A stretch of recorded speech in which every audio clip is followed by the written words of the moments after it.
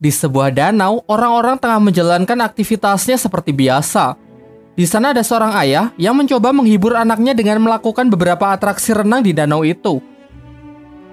Ia pun cukup sukses membuat anaknya tertawa gembira. Namun tak lama setelah itu, sang ayah tidak lagi nampak di permukaan, yang kemudian diikuti dengan air danau yang seketika berubah warna menjadi merah darah. Sangat tragis, ternyata pria malang itu telah dimangsa oleh siluman danau. Kemudian datanglah seorang pendeta yang mengaku sebagai pembasmi siluman. Sebut saja Boy. Dengan ritual-ritual yang Boy lakukan, ia berhasil membunuh seekor ikan pari raksasa, di mana ia mengeklaim bahwa makhluk itulah yang selama ini menjadi monster danau. Warga pun dibuat sangat senang karena kini merasa telah aman. Tak lama setelah itu, datanglah seorang pemuda bernama Jiang. Jiang mengatakan bahwa ikan pari itu bukanlah siluman danau. Sedangkan siluman danau yang asli kini masih berkeliaran bebas di dasar danau. Boy yang merasa diremehkan sebagai pembasmi siluman tak terima dan malah menuduh Jiang yang hanya bocah ingusan tak tahu apa-apa. Kemudian Jiang malah diikat agar tidak banyak bicara. Semua orang yang merasa sekarang keadaan sudah aman melakukan selebrasi dengan berenang-renang ria di danau itu. Tetapi naas karena ucapan Jiang ternyata terbukti.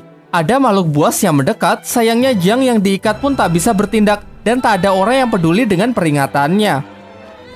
Alhasil korban pun bertambah, sementara sisanya yang sangat ketakutan berusaha kembali ke darat. Namun ternyata darat juga bukan tempat yang aman karena siluman itu bisa menjulurkan lidahnya untuk menarik mangsa. Cara terakhir yang bisa Jiang lakukan adalah menyuruh semua orang agar tidak panik dan tetap di tempatnya. Terbukti hal ini cukup efektif, tetapi kemudian seorang anak mengacaukannya karena ketakutan berlari mencari ibunya.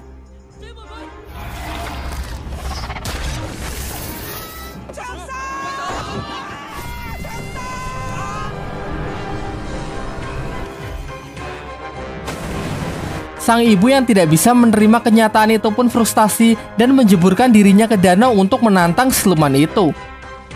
Disinilah akhirnya siluman itu menampakkan dirinya yang ternyata memiliki wujud yang sangat menyeramkan. Selanjutnya ada seorang bayi yang juga hendak jatuh ke danau. Beruntung Jiang yang telah berhasil terlepas datang menyelamatkannya. Jembatan mereka pun patah yang secara kebetulan memerangkap siluman ikan itu. Bersama Boy, Jiang memanfaatkan kesempatan ini untuk melemparkan ikan itu ke darat. Tetapi karena perbedaan berat yang lumayan jauh, mereka pun kesulitan melakukan hal itu. Para warga yang berusaha membantunya pun juga sia-sia. Kocaknya lalu datang seorang wanita gemuk yang berhasil melontarkan siluman itu ke darat. Siluman yang kehabisan waktu melemah sehingga berubah ke wujud semula yang menyerupai manusia.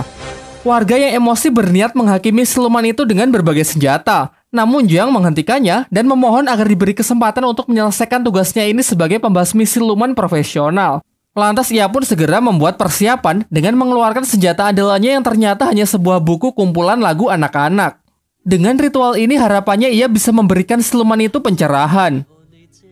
Tetapi aksi kocaknya ini tidak menghasilkan apa-apa, justru siluman itu malah emosi dan berbalik menyerangnya. Tiba-tiba datanglah seorang pembasmi siluman wanita bernama Duan yang menghentikan siluman itu, menghajarnya dan menyegelnya di sebuah kantong ajaibnya. Lalu ia menemui Jiang untuk memastikan apakah dia juga benar-benar seorang pembasmi siluman. Jiang berusaha meyakinkannya dengan menunjukkan buku ritualnya yang ia percayai dengan kumpulan lagu anak-anak itu bisa membuat siluman menjadi baik. Jiang yang merasa sedih dan kecewa pergi menemui gurunya untuk menceritakan kegagalannya hari ini. Sang guru lalu menjelaskan bahwa siluman sungai yang baru saja ia hadapi dulunya adalah seorang manusia yang baik. Pada suatu hari ia menyelamatkan seorang anak di sungai, tetapi warga salah sangka dengan mengiranya adalah seorang penculik. Lantas mereka pun membunuhnya dan membuang jasadnya ke sungai sebagai makanan ikan. Tumbuh kebencian yang sangat besar di dalam jiwanya sehingga ia berubah menjadi siluman untuk menuntut balas. Di sini Jiang mulai ragu dengan kemanjuran buku lagu anak yang diajarkan oleh gurunya itu. Bukankah lebih efektif jika ia membasmi siluman itu seperti pembasmi siluman yang lain? Sang guru lalu menjawabnya bahwa membunuh bukanlah cara yang baik. Menghilangkan sifat jahat dan memelihara kebaikan adalah cara terbaik yang bisa dilakukan. Lalu ia juga kembali menyemangati Jiang yang terlihat telah frustasi. Di tempat lain, dua orang remaja datang ke sebuah restoran di tengah hutan. Di sana mereka disambut ramah oleh pelayan yang menunjukkan menu makanan, yaitu puluhan daging babi panggang. Sebagai langkah akhir, si pelayan mempertemukan mereka dengan bosnya, seorang pria glowing yang mempesona. Sampai pria itu membuka mulutnya yang ternyata sangat mengerikan. Mencoba melarikan diri, di sana mereka baru sadar kalau ternyata puluhan babi panggang itu perutnya berisi jasad manusia. Beberapa lama setelahnya, Jiang juga mendatangi restoran itu. Di dalam, ia melihat para pengunjung lain yang sangat menikmati makanannya. Namun bagaimanapun juga, ia ini adalah seorang pembasmi siluman. Dengan mata batinnya, ia dapat melihat mayat-mayat yang berserakan di tempat itu. Ketika ditunjukkan menu babi panggang, dengan jelas ia melihat perut-perut babi itu dipenuhi oleh daging manusia. Kemudian Jiang memberitahu pelayan itu kalau dia ini adalah pembasmi siluman. Sampai pada akhirnya Jiang mengakhiri sandiwara itu dengan memukulnya. Tetapi nyatanya ia belum cukup kuat untuk bisa mengalahkannya. Beruntung Duang, si pembasmi siluman wanita sebelumnya datang untuk mengambil alih pertarungan.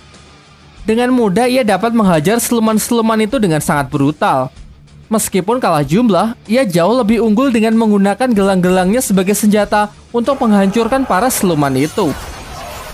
Ternyata siluman-siluman itu hanyalah pemanasan. Sekarang tibalah akhirnya ia berhadapan dengan sang bos yang mampu mengimbanginya. Beberapa kali terkena serangan membuat siluman itu menampakkan wujud aslinya yang ternyata adalah jelmaan dari siluman babi hutan.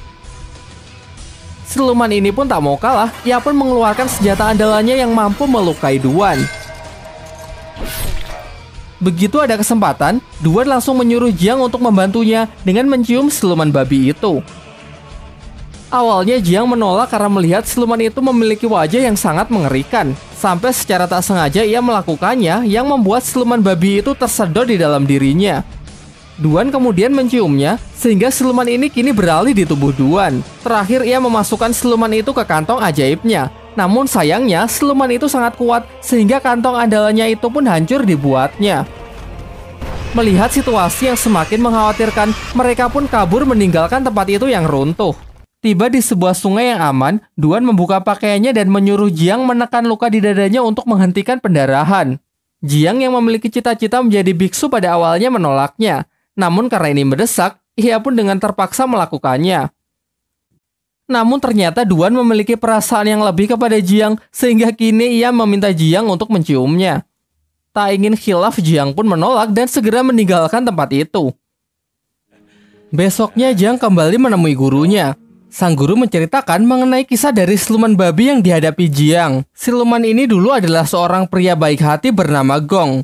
Tetapi semasa hidupnya, ia diperlakukan diskriminatif karena memiliki wajah yang sangat jelek seperti babi. Meskipun begitu, Gong berhasil menikahi wanita yang amat ia cintai. Sayangnya sang istri malah berselingkuh dengan seorang pria tampan. Dan ketika ia mempergoki istrinya itulah, ia kemudian dibunuh menggunakan garpu tanah bermata 9. Karena kebencian yang sangat besar tumbuh di dalam jiwanya, Gong pun bangkit menjadi siluman dan bersumpah akan membunuh siapapun yang ia temui. Setelah mengetahui hal itu, Jiang meminta gurunya untuk membantu dalam mengalahkan siluman babi yang sangat kuat itu. Tetapi sang guru menolak dengan alasan masih sibuk bekerja. Ia kemudian menyarankan kepada Jiang agar meminta bantuan kepada Sun Wukong, sang kera sakti yang kini dikurung di bawah Gunung 5 Jari selama 500 tahun oleh sang Buddha Agung karena kesalahannya menentang aturan langit. Sebelum pergi, sang guru berpesan supaya Jiang berhati-hati karena Sun Wukong ini sangat sakti dan memiliki banyak akal licik. Tak lupa ia juga memberikan buku lagu anak untuk menghilangkan kebencian di dalam hati Wukong. Singkat cerita, Jiang berangkat dengan melintasi suatu hutan. Tetapi di sana ia malah terperangkap oleh sebuah jebakan. Kemudian datanglah kereta pemilik jebakan itu. Mereka adalah sekelompok orang yang mengaku dari barat yang bertugas membunuh siluman sekaligus membunuh pembasmi siluman. Di dalam kereta itu juga keluar beberapa orang lagi yang menjadi tawanan dari geng ini. Geng ini lalu menginterogasi mereka satu-satu, dan jika ada yang terbukti terdapat pembasmi siluman, maka akan segera mereka eksekusi. Jiang yang ketakutan pun mulai ragu untuk mengakui profesinya. Tetapi kemudian Duan mendekat dan mengatakan kalau mereka ini adalah suami istri yang sedang bertengkar. Jiang mencarinya ke hutan, dan secara tak sengaja ia malah terperangkap. Demi untuk membuktikan hal itu, geng tersebut meminta mereka agar melakukan hubungan suami istri. Berbeda dari Duan yang sangat bersemangat, Jiang menolak karena ia adalah seorang biksu.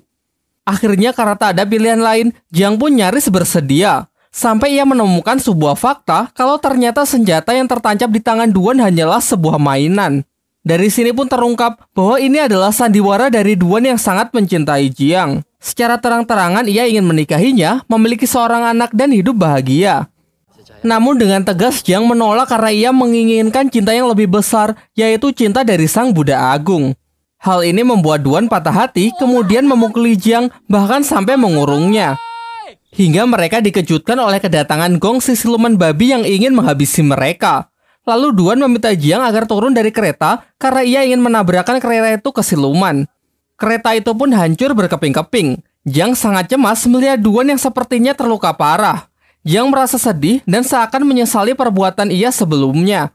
Namun lagi-lagi ini adalah sandiwara Duan untuk mengetahui isi hati Jiang yang sebenarnya. Gong yang terpental ternyata tak terluka sedikit pun dan siap melancarkan serangannya lagi. Beruntung datang seorang kesatria tangguh yang memiliki kekuatan hewan buas.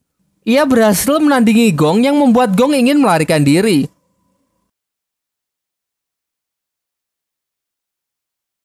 Nampaknya mereka berdua ini tidak saling menyukai satu sama lain. Datang lagi kesatria pedang yang menyemarakan perselisihan mereka. Meskipun ketiganya adalah pembasmi siluman yang sangat sakti, tetapi mereka memiliki sikap sombong yang hanya mementingkan popularitas semata. Jiang yang merasa muak berniat pergi melanjutkan perjalanan. Kemudian Duan meminta agar diizinkan menemaninya, tetapi dengan tegas Jiang menolak dan malah menyalahkan Duan karena sudah menghambat perjalanannya. Duan yang merasa emosi merobek-robek buku lagu anak milik Jiang dan kemudian memukulinya. Tetapi itu tak mengubah sedikitpun pendiriannya sehingga ia tetap pergi. Singkat cerita, setelah melalui perjalanan yang lumayan sulit, tibalah Jiang di Gunung Lima Jari. Ia sangat yakin karena di sana terdapat patung Buddha Agung yang seperti dijelaskan oleh gurunya. Lalu dengan susah payah ia pun memanjat tebing yang curam itu hingga tiba di puncak. Suatu tempat indah yang dipenuhi oleh bunga teratai. Dari sekian banyaknya bunga, hanya satu yang memiliki warna berbeda dan dugaannya tepat bahwa ternyata itu adalah tempat di mana Sun Wukong dikurung. Berbeda dengan apa yang digambarkan gurunya, di sini Wukong bersikap sangat ramah kepada Jiang. Ia mengatakan kalau kebencian di dalam hatinya sudah lama hilang dan hanya menyisakan kebaikan dan keindahan. Lalu dengan senang hati ia ingin membantu Jiang dalam menjinakkan siluman babi. Ia menyuruh Jiang untuk mengambil sebuah jimat di tempat itu yang dikenal sebagai mantra api suci. Dengan benda itu, ia dapat menjinakkan siluman babi. Tetapi ternyata Jiang tidak mudah untuk ditipu. Ia menyadari kalau jimat itu adalah sebuah mantra yang digunakan oleh Sang Buddha untuk menyegel Wukong. Seketika sifat Wukong pun berubah 180 derajat yang memperlihatkan sifat aslinya sebagai siluman yang sangat berbahaya. Tetapi sepertinya Wukong memiliki mental illness. Secara paksa, ia mencoba keluar dari tempat itu yang membuat dirinya terkena siksaan cambuk dari kekuatan Sang Buddha. Jiang lalu menasihatinya, jika Wukong bersedia membantunya untuk menjinakkan siluman babi, maka dengan sendirinya kebaikan akan tumbuh di dalam jiwanya sehingga suatu saat ia bisa keluar dari tempat ini. Awalnya Wukong menolak, tetapi ia berubah pikiran setelah Jiang memberinya sebuah pisang. Wukong lalu menjelaskan bahwa siluman babi ini sangat menyukai pesona wanita yang menari di bawah sinar rembulan. Dengan cara itu, ia bisa memancing siluman babi ke tempat ini. Tetapi masalahnya, di sini tak ada wanita. Sampai Duan datang yang ternyata telah mengikuti Jiang karena merasa khawatir. Ya, meskipun Jiang masih terlihat kurang senang dengan kedatangannya. Tidak punya pilihan lain, Duan yang tidak bisa menari pun diajari beberapa gerakan oleh Wukong. Singkat cerita, di bawah cahaya rembulan Duan menari sembari diiringi musik oleh Jiang.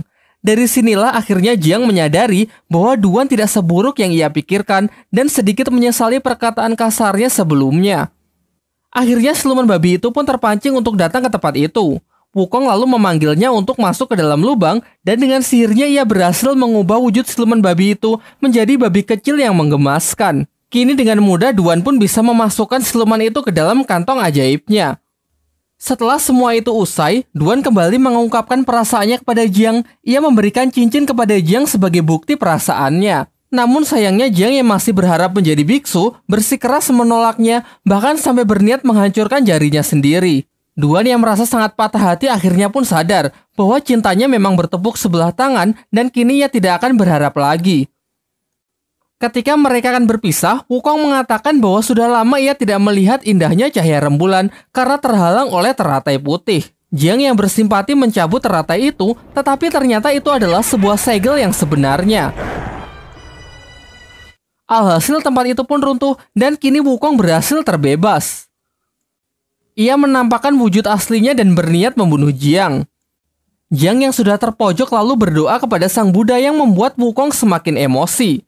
Ia menyiksanya dengan mencabuti rambut Jiang sehingga membuatnya botak. Tak lama setelah itu datanglah 3 pembasmi siluman yang sebelumnya, yaitu Kesatria Hewan Buas, Kesatria Kaki, dan Kesatria Pedang. Pada awalnya Wukong diremehkan karena perawakannya yang sangat kecil. Mencoba unjuk kebolehan Kesatria Hewan Buas maju terlebih dahulu untuk melancarkan serangannya. Tetapi dengan mudah Wukong dapat mengatasinya dan malah memakan kesatria itu hidup-hidup. Giliran Kesatria Kaki yang menyerangnya menggunakan injakan telapak kaki raksasa. Pada awalnya ia sangat sombong dan yakin dengan kakinya itu dapat mengalahkan Wukong.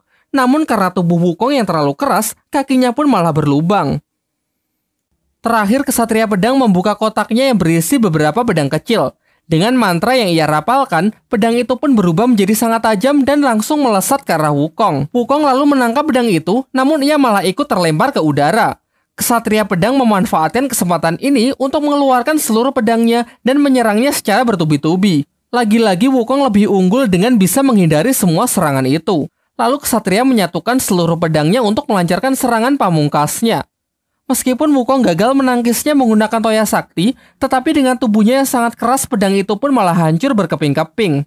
Kemudian Wukong mendekat dan langsung membakar para pembasmi siluman itu hingga hancur menjadi debu. Kini tersisa Jiang sendirian yang akan dihabisi oleh Wukong. Tetapi kemudian Duan datang dan langsung menantang Wukong. Sayangnya apa daya level mereka terpaut terlalu jauh. Duan menerima serangan fatal dari Wukong yang membuatnya harus meregang nyawa. Di saat-saat terakhirnya, Duan mengatakan bahwa ia benar-benar tulus mencintai Jiang. Jiang membalasnya dengan mengatakan bahwa sebenarnya ia juga sudah lama jatuh cinta kepada Duan. Terakhir, Jiang mengabulkan keinginan yang selalu diminta oleh Duan, yaitu melakukan sebuah ciuman. Di sampingnya, Jiang melihat buku lagu anak-anak miliknya yang ternyata sudah Duan perbaiki. Jiang lalu membacanya, dan seketika seluruh lukanya pun sembuh, serta ia diselimuti oleh cahaya Sang Buddha. Dengan doa yang ia panjatkan, patung Sang Buddha pun bangkit kembali. Tetapi Wukong yang sangat emosi segera menghancurkan patung itu dengan hanya sekali pukulan.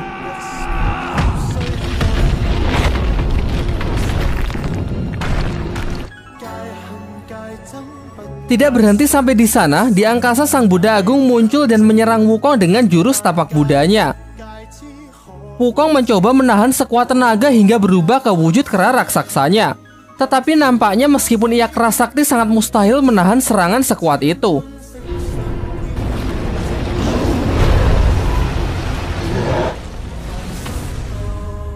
Tiba-tiba scene beralih ke sebuah padang rumput yang memperlihatkan Wukong sangat trauma dengan apa yang baru saja ia alami. Kemudian Jiang datang untuk menenangkannya sekaligus mengangkatnya sebagai murid. Serta ia memberikan gelang peninggalan Duan yang ia rubah menjadi sebuah mahkota. Singkat cerita, Guru Jiang memberikan sebuah tugas agar Jiang melakukan perjalanan spiritual untuk mengambil kitab suci di wilayah barat demi membebaskan umat manusia dari penderitaan. Namun karena perjalanan itu sangat berbahaya, dipenuhi rintangan dan hambatan sehingga Jiang harus ditemani oleh 3 muridnya, yaitu siluman ikan, Wukong, dan siluman babi. Tamat.